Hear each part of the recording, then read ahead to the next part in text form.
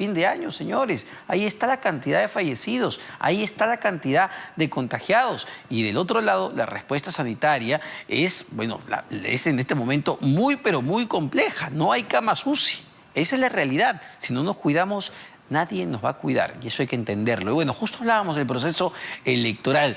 Se ha publicado el día de hoy nuevas encuestas, ¿no?, de Datum Internacional, y el panorama sigue apretado todavía. El panorama sigue apretado. Vamos a conversar en este momento con Jeffrey Radzinski, director del grupo Fides, para analizar estos resultados, para analizar esta fotografía del momento, porque sí hay que verlo, ¿no? La fotografía del momento, fotografía que toma Datum Internacional antes, dicho sea de paso, del debate del día domingo. Y el día de hoy también comenzó el debate de la Universidad Nacional Mayor de San Marcos, falta el debate del Jurado Nacional de Elecciones, y eso le quería preguntar a Jeffrey. ¿Cómo estás ante todo, Jeffrey? Muy buenas noches. Pero, ¿cuán importante Hola, van a Omar, ser? buenas noches. ¿Cómo estás? ¿Cuán importante, Jeffrey, van a ser estos debates? ¿Cuán importante va a ser escuchar a los candidatos en las próximas semanas, incluso también en entrevistas, cuando tenemos una fotografía todavía donde el segundo lugar al menos se está disputando entre 3 o incluso 4 candidatos? Sí, los debates son importantes. Y son importantes en nuestro país por varias razones. La primera es porque hay muchos indecisos y hay mucha gente que todavía ni siquiera ha explorado las opciones de voto. De hecho, la encuesta que citabas de Datum, que fue realizada la semana pasada, entre el jueves y el domingo, sí, que no mide el debate del domingo por la noche, de alguna manera nos dice, creo, 3 cosas importantes. La primera, se confirman las tendencias de los últimos 2 meses con el crecimiento del Lescano, que es el puntero, y de López Aliaga, que hasta enero no estaba entre los 8 primeros y ahora está segundo. Para otra encuesta está tercero, pero en todo caso está peleando arriba. Y Jeffrey, Segundo que nos dice... Ahí, en ese punto, ¿no?, en el primer punto que mencionas, me parece importante señalar algo, porque efectivamente vemos que el Lescano crece de 13%, que era el 21 en la primera quincena de marzo, de 13 a 14%. Crece un punto en 15 días. Y López Aliaga crece 2 puntos, de 7 a 9%. Pero a lo que voy, no son crecimientos tampoco descollantes, ¿no? Crecen un poquito, un poquitín. De acuerdo, Omar. Y de hecho, si vemos en números absolutos, 1 punto o 2 puntos es dentro del margen de error. Sí. Entonces, incluso podríamos decir que no han crecido, sino que se han mantenido. Pero por eso citaba 2 meses. Si uno retrocede hasta enero, sí ve un crecimiento en ambos casos, a diferencia de lo que ocurre con otros candidatos. Pero el segundo punto, si me permites, Omar, que creo que es importante, de esa misma encuesta, es que muestra que solo 1 de cada 3 ya ha decidido su voto. Y dentro de los que no han decidido, la gran mayoría, 2/3, el grupo más grande, si bien es cierto no ha decidido, ya está explorando posibilidades. Es decir, en la práctica está entre 2 o 3. Y lo que está haciendo en una campaña que ilusiona muy poco y, como bien citabas, que tiene liderazgos muy bajos, es inédito en nuestra historia que faltando 20 días para una elección el puntero tenga 15%. Desde que se midían encuestas en el Perú no había ocurrido eso. Entonces, con liderazgos tan débiles, es importante, digamos, ver qué está haciendo el electorado y cómo está explorando. Y lo tercero que creo que es importante ver es cómo se mueve el tema del Congreso también. Es mucho más difícil medirlo con las encuestas de intención de voto por los distritos electorales, pero que el último quinquenio nos ha demostrado lo relevante que es el Congreso de la República. Y hay algunos datos saltantes ahí, ¿no? Por ejemplo, el FREPAP no tiene candidato presidencial y tiene, digamos, un respaldo que lo haría mantener su bancada. O Somos Perú, digamos, tiene un respaldo interesante en el Congreso, a pesar de que su candidato presidencial está muy rezagado. Entonces, hay una serie de elementos, creo yo, ahí también para explorar. Claro que sí. Jeffrey, te pido unos segundos, vamos a hacer una pausa, pero venimos para seguir analizando justamente esta última encuesta de Datum Internacional.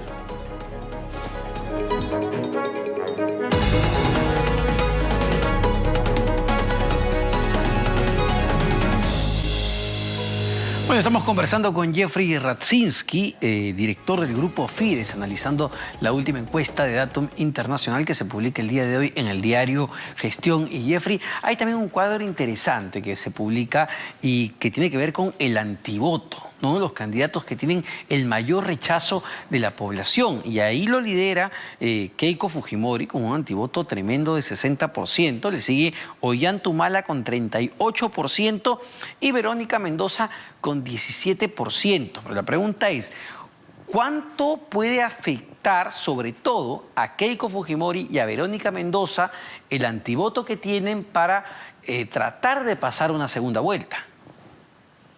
Es un buen punto, Omar. De hecho, hay una distancia grande entre el antivoto de Keiko Fujimori, muy alto, sí, y la del resto, ¿no? No es casual que los personajes, digamos, más conocidos tengan más antivoto. ¿Cuánto puede pesar? A ver, pesa en el sentido de que marca un techo, marca, ¿no?, un límite al crecimiento. Pero para pasar a segunda vuelta, sobre todo en circunstancias como las actuales, probablemente pueda alcanzar el 15% de los votos, con lo cual es más importante tener un núcleo duro y expandirlo, abrirlo, digamos, un poco más allá de tu espectro. En ese sentido, por ejemplo, Keiko Fujimori tiene un núcleo duro.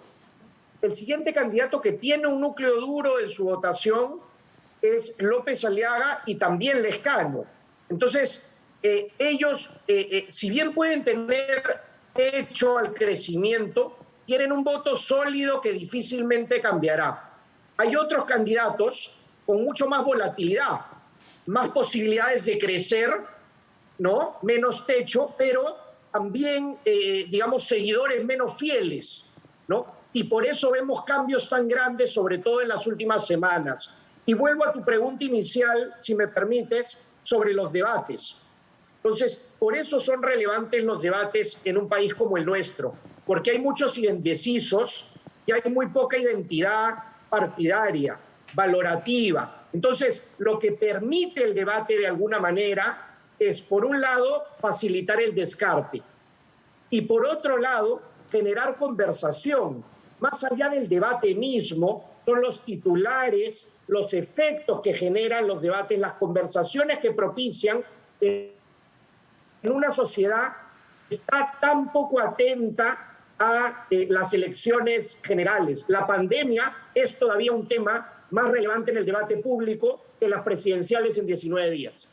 Y eso lo han sabido entender los candidatos, Jeffrey, porque ese es un punto bastante importante, ¿no? Es clarísimo que lo que más nos preocupa en esta coyuntura es que la gente no se muera producto de la COVID-19 y que la gente tenga un trabajo que probablemente perdió debido a la COVID-19.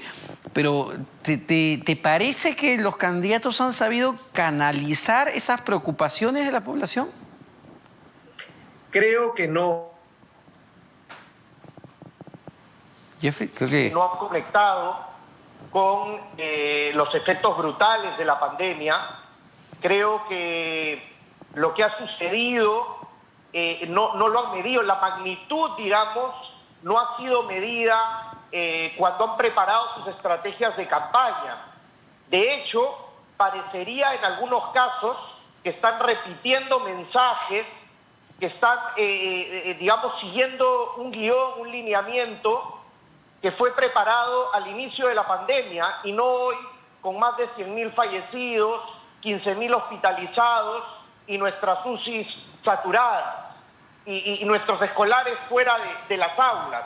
Entonces, creo que hay que verlo con esa perspectiva. Mi respuesta sería que no, creo que eso es parte del problema de la desafección, precisamente. Bueno, y otro tema de fondo que, a ver, viendo estas encuestas y viendo la foto de este momento, si las elecciones fueran el día de mañana, más allá de quién pase a segunda vuelta, ¿cuál va a ser el nivel de gobernabilidad para el presidente o presidenta de haber pasado pues a una segunda vuelta ni con el 15% de la aceptación popular? Ese es un asunto clave, Omar, y creo que va a pasar por la capacidad que tenga el próximo gobierno de hacer alianzas tempranas. Es prácticamente un hecho que no va a haber una mayoría absoluta, ni oficialista, ni opositora. Va a ser un escenario muy distinto al del 2016. Va a ser un fraccionamiento diferente al que tenemos hoy, porque hoy tenemos, digamos, un gobierno con una bancada muy pequeña, de hecho, de las más pequeñas en el Parlamento. Entonces, lo que va a requerir el gobierno, quien fuere, es tempranamente hacer algunas alianzas que le permitan establecer una agenda mínima. Creo que si no se logra eso en los primeros meses, vamos a estar, digamos, en tiempos convulsos y con las amenazas latentes de censuras de ministros muy tempranas y eventualmente tener que llegar a otras discusiones sobre vacancias o guiños a eventuales disoluciones. Y eso sería muy grave, Omar. Ahora, y ahí, digamos, tomando esta idea que planteaba Alberto Vergara en su columna del domingo en El Comercio, ¿no? La necesidad de llegar a compromisos mínimos tanto del Congreso de la República que se instale después del 28 de julio como de quien asuma la presidencia de a ver, yo no te voy a vacar y yo no te voy a cerrar. Eso sería lo mínimo que se podría esperar para los siguientes 5 años después de los 5 años que hemos vivido. De acuerdo, leí el buen artículo de Alberto Vergara. Soy un poco escéptico. Ojalá que se pueda dar ese consenso, ¿no? Ese pacto mínimo. Creo que es complicado por los actores. Vamos a tener muchos parlamentarios muy amateurs. Eso es parte del grave problema de haber prohibido también la reelección. Siempre nos quejamos del nivel de nuestros políticos, pero la política se debe profesionalizar. Y bueno, ahí hay un elemento más, pero sería estupendo. Yo creo y reitero que también ese pacto de no vacar o no disolver va a pasar por esas alianzas tempranas. Creo que se puede. Revisemos la historia. En el año 2006, el partido aprista solo tenía 28 congresistas. Así es. Y vamos, pudo gobernar. En el año 2011 ganó Ollanta Humala y muy tempranamente se fraccionó su bancada, que estaba muy partida. Y bien que mal pudo haber una relación, sí, tirante entre ejecutivo y legislativo, que es necesaria, que es saludable, pero no destructiva, como hemos tenido en los últimos años, con un populismo nocivo, que es el que hemos visto en los últimos meses. Ojalá no tengamos eso, porque ya tenemos bastante con esta crisis sanitaria, económica, educativa y social en general. Ahora, Jeffrey, solo para terminar, como están las cosas y revisando las encuestas, todavía pues está para cualquiera, ¿no? Incluso el primer lugar podría cambiar si un puñado de indecisos empieza a definir por quién va a votar. ¿Esto se va a terminar de definir con mayor claridad los últimos días desde tu punto de vista? Me parece que la próxima semana va a ser fundamental por los debates que están organizando, no por el rating que tengan, sino por que van a definir los ejes finales, los titulares últimos de campaña, sí, y las discusiones que van a ir, digamos, definiendo ese descarte. Creo, Omar, sí hay algunas tendencias que van primando. Es cierto que la distancia es muy baja, pero tendría, digamos, que tener una patinada muy grande el Lescano para quedar en tercer lugar, porque ya tiene un núcleo muy duro, ¿no? Sí, sólido, sí, sí, de votantes, Entonces, la discusión me parece más por el segundo lugar, pero como bien dices, con distancias tan estrechas, todavía no hay certezas. Claro que sí. Muchísimas gracias, Jeffrey, como siempre. Jeffrey Radzinski, director del Grupo Fides. Nos vamos a una pausa ahora y venimos justo con un debate de candidatos al Congreso de la República para que ustedes los conozcan y escuchen cuáles son sus principales planteamientos de llegar a ser elegidos. Venimos con eso.